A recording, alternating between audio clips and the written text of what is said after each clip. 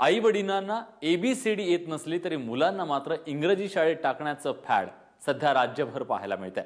त्यामुळे मराठी शाळांमध्ये विशेषतः सरकारी मराठी शाळांमध्ये ओस पडलेल्या त्या पाहायला मिळतात। पण तुम्ही श्रीरामपूरच्या मराठी शाळांचा जर फेरफटका मारला तर तुम्हाला चित्र वेगळं पाहायला मिळेल। श्रीरामपूरमध्ये पालकांनी आपल्या मुलांना इंग्रजी शाळेतून काढून मराठी शाळेत टाकलंय। अचानक वारे सगळे उलट्या दिशेने कसे वाहू लागले पाहूयात या संदर्भातला माझाचा रिपोर्ट।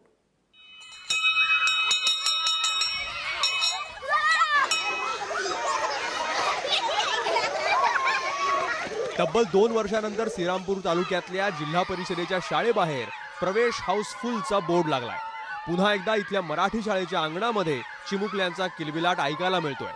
विद्यार्थ्यांचा गोंगाट ऐकून शाळेच्या निर्जीव भिंतींनाही जिवंत झाल्यासारखं वाटतंय।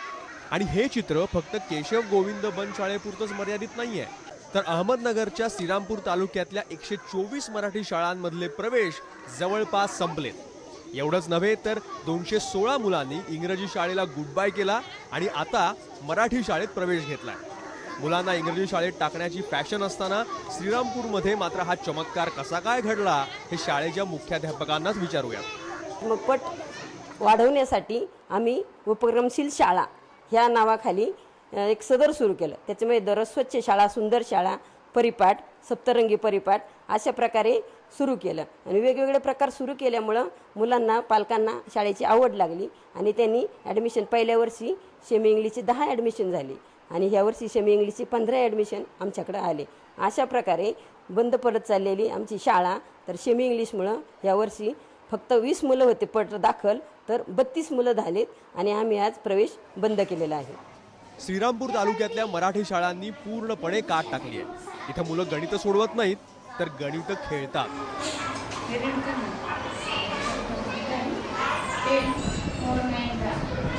फळ्याची जागा LED स्क्रीननं घेतली आहे। काळाची गरज ओळखून अनेक शाळांमध्ये आता सेमी इंग्लिश अभ्यासक्रम शिकवला जातोय। त्यामुळे मराठी शाळेत शिकून सुद्धा आपलं लेकरू स्पर्धेच्या युगात गरुड झेप घेऊ शकतं असा विश्वास पालकांच्या मनात रुजू लागलाय।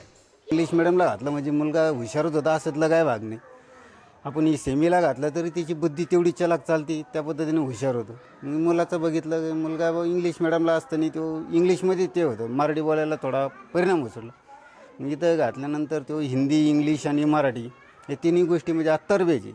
त्याच्यामुळे आनंद वाटतो की बुवा ही शाळा सर्वोत्तम इंग्लिश मीडियमपेक्षा। त्यांची वरचेवर पाहणी करतात, त्यांची नख किती मोठी आहे, केस कसे कापले, त्यांची कपडे कशी आहे, त्यांचं अक्षर कसं आहे याच्यावरती टोटल त्यांचं लक्ष जास्त आहे। त्याच्यामुळं ह्या शाळेमध्ये आणण्याचा उद्देश माझा हेच आणि परिस्थिती। प्राथमिक शिक्षण हे मातृभाषेतच व्हायला पाहिजे असं अनेक शिक्षण तज्ज्ञांचं मत आहे।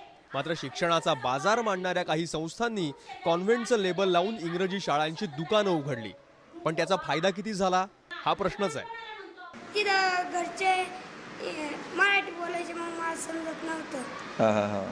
आता इकडे आलो तर घरचे शिकवते। श्रीरामपूर तालुक्यातल्या मराठी शाळांनी कायापालट करून पालकांचा आत्मविश्वास पुन्हा जिंकून दाखवलाय।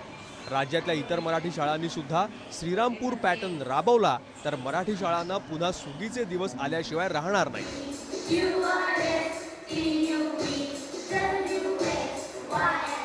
नितीन ओझा, ABP माझा, अहमदनगर।